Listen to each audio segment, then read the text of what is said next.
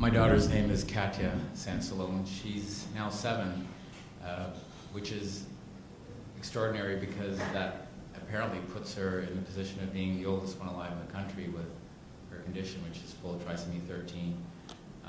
We don't know that for sure, but 2 hospitals believe that. I was really moved by one of these stories. I'm hearing it now.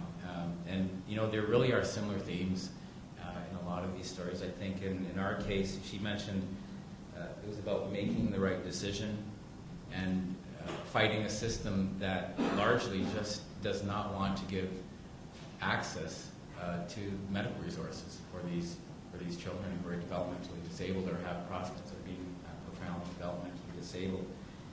Katya is an extraordinary little girl. She's certainly developmentally disabled, but she's one of the happiest people you'll ever meet. She experiences joy and gives joy to people around her, strangers even. She's a real example of joie de vivre. And the way I see it is she's just another kid, and the problem that she experiences is that she's not allowed to be viewed that way and treated that way. Going now to the issue of where the big ethical challenges were with her, it was pretty much right from the beginning. Once they had a diagnosis for her, they made a determination without telling us that this was someone whose life should not be saved. What they told us in the beginning, however, was we had a choice to make.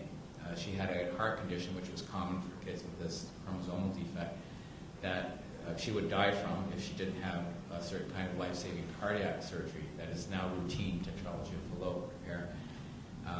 But they couldn't recommend it because of quality of life issues.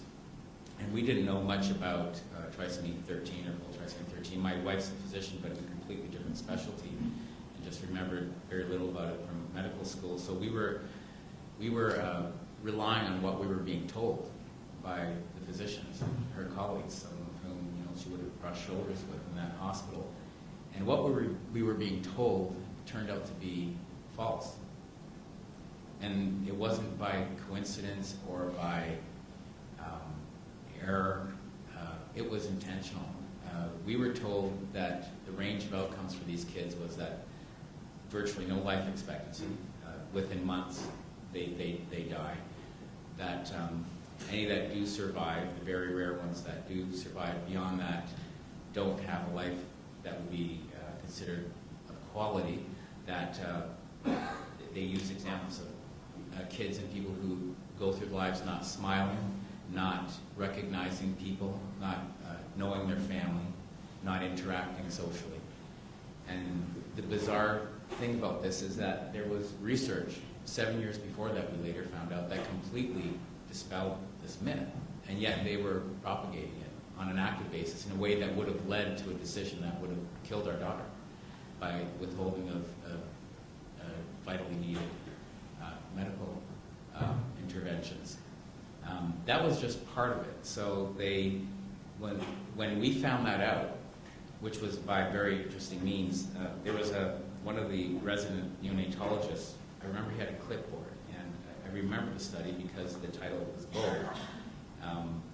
And when I saw that he had this study on his clipboard and went to look at it, and he referred to it saying, "Look, we've told you about the natural history of this. It's dismal."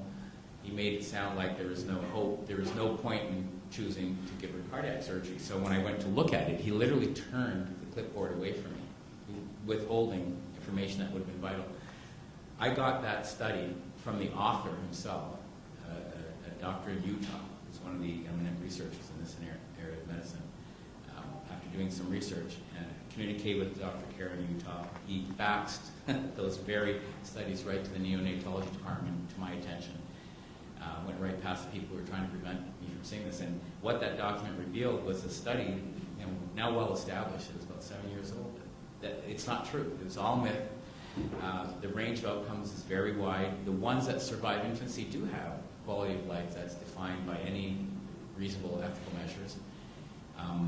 And once I got that information and realized that these are happy kids if they survive infancy, there was no question in my mind that she deserved to have and should have the life-saving cardiac surgery. Why would I deny Katya medical intervention that was needed if I wouldn't deny Gemma, my older daughter, or Caleb, my son?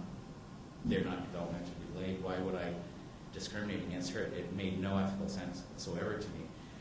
And at that point, when they realized that we were deciding in that direction, all of a sudden it wasn't our choice anymore. So first we had the choice. It's going to be a very difficult choice, and we'd hate to be in your position, but this is what we suggest. And then when we make the decision, it's, well, you don't actually have a choice after all. So we had to fight them, and it took about 3 weeks of debate.